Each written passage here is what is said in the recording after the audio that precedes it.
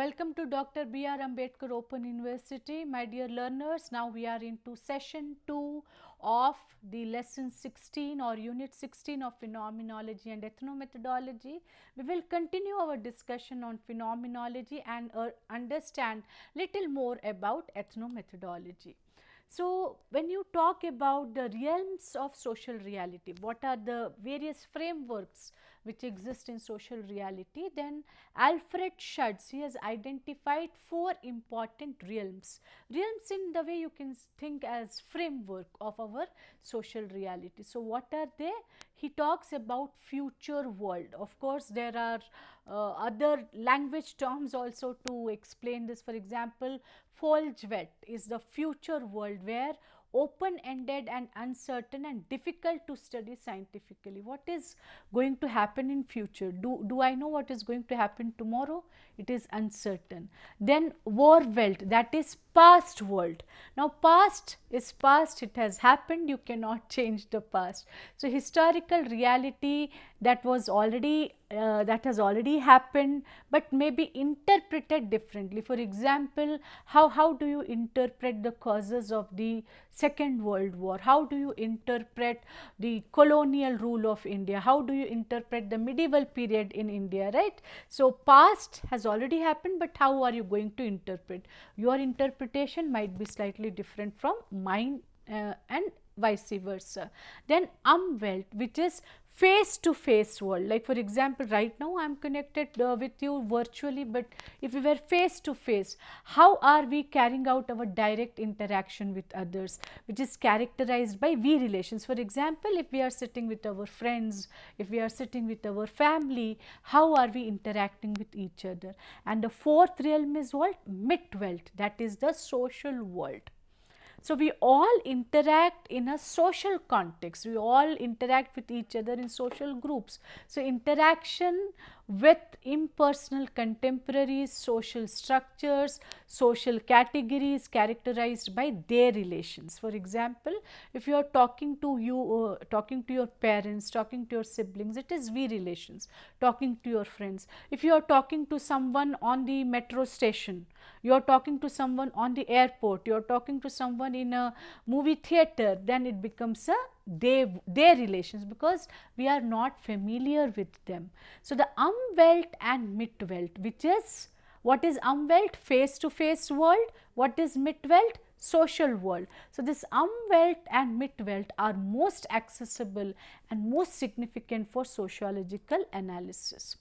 Then what is the meaning and motives behind this kind of analysis? So social action is guided by meanings and motives. For example, if you are meeting me, I do this, right?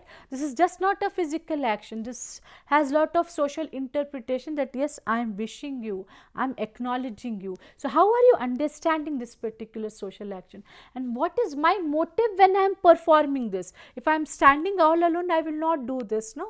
Only when I am meeting somebody, I am going to do this. So what is my motive when I am doing this? My motive is to greet you. Then how these meanings, how individuals define situations, how they determine what is relevant in social life. Then what are the objective meanings shared by society, which is easier for sociologists to study? What are the subjective meanings, personal interpretation that shape individual behavior?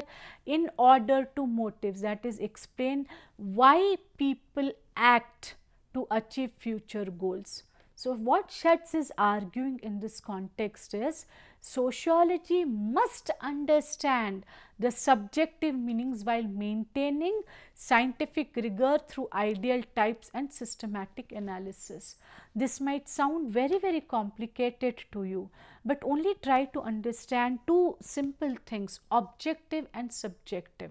Objective means something which is completely based on fact, scientific analysis. Subjective is something which is connected with our emotions, with our motives, with our needs.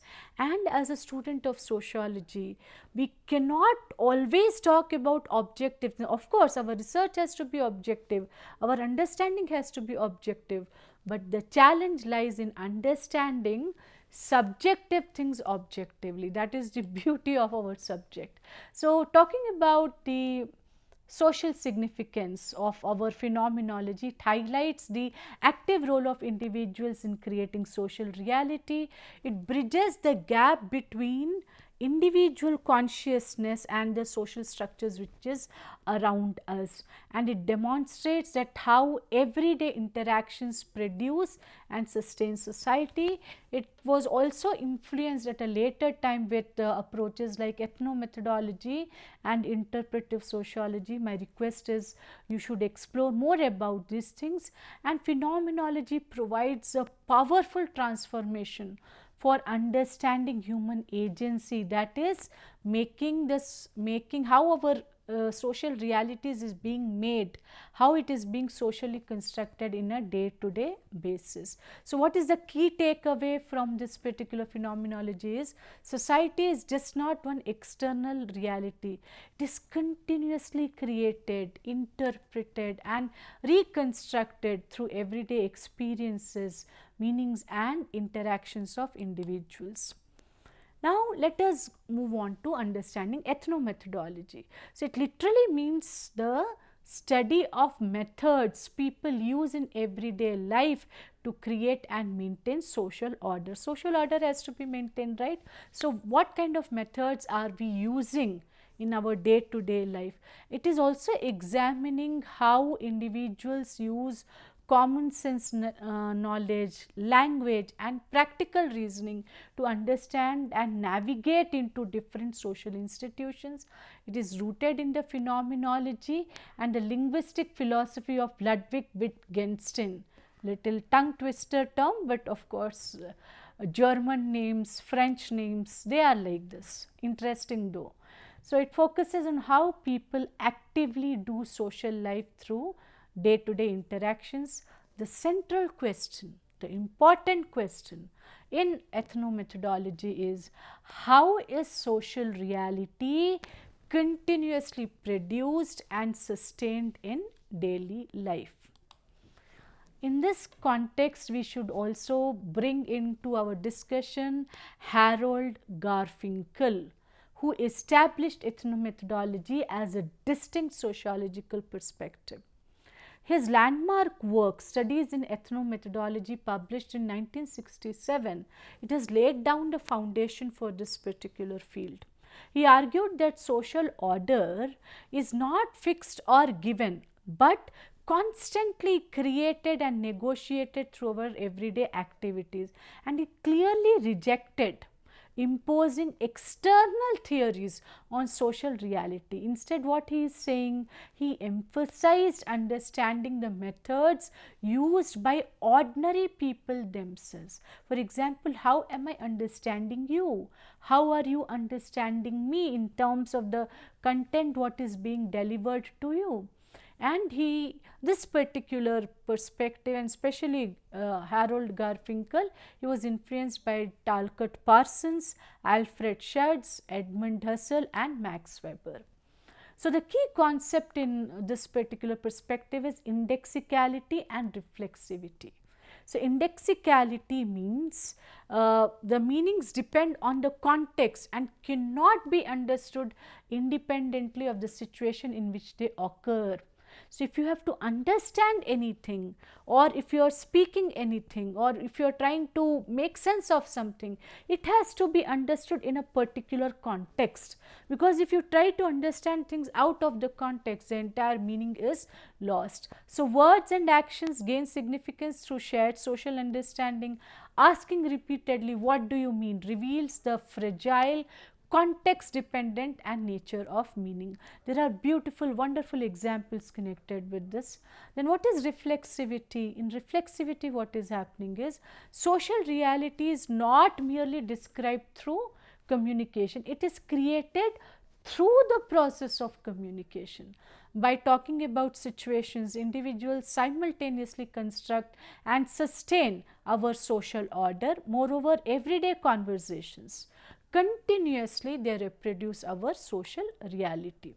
So, when you talk about ethnomethodology, we are talking about reflexivity, we are talking about indexicality. Here I would like to emphasize one thing, my dear learners, that not only in sociology as a method, but in our day to day lives also, it is very, very critical for us to understand certain things in a particular context, especially when you listen to the interviews of presidents, prime ministers, chief ministers, or Nobel laureates. Most of the times, if you are not able to appreciate or understand the context in which it is being said, then there is a high risk that the entire meaning is lost. So, human communication, human understanding should always be in the framework of a particular context. Without understanding that context, language will have no meaning, the words will have no meaning. So far in our session 1 and session 2, where we are trying to understand about phenomenology and ethnomethodology, our focus is on what? Like, see, I am just trying to simplify it. Phenomenology means how are you understanding a particular phenomenon, right? And in ethnomethodology means what methods are people using to ethno is from the word ethnic. Ethnic means different people. Method, what method they are using. Logi or logos means study. So ethnomethodology is the study of the methods people use to understand our social reality. So in first session and second session, we were trying to understand about phenomenology and ethnomethodology, and I will continue about ethnomethodology, little more details about it in our session 3. So thank you so much, my dear learners from Dr. B.R. Ambedkar Open University. This requires little of practice, little more learning, because whenever you are talking about abstract concepts, it is not very easily understandable, but there is absolutely nothing to worry. Little more learning will help you to understand the concept in much more detail. Thank you so much.